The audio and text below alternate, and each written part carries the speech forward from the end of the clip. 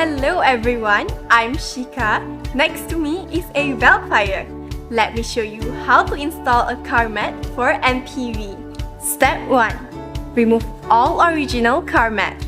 Step 2. Now I'll teach you how to install the heel pad.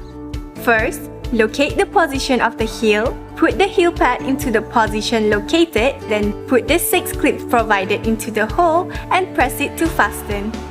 Step 3.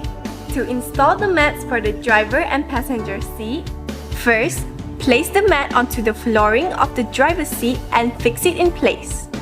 Open the upper layer and then click the 2 clip buttons to install it. Next, you can install the mat for the passenger seat with the same method. Step 4. Install the mat in the back row. First, place the Dodo Mat into position and then gently press along the corners with your thumb to install it. Other mats can be installed in the same manner. Step 5. To install the boot mat, just place it according to the shape of the original mat. Step 6. Now, we will install the side step. Here I have 4 side steps.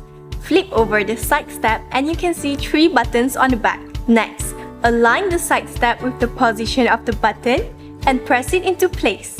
Repeat the process for the remaining 3 side steps.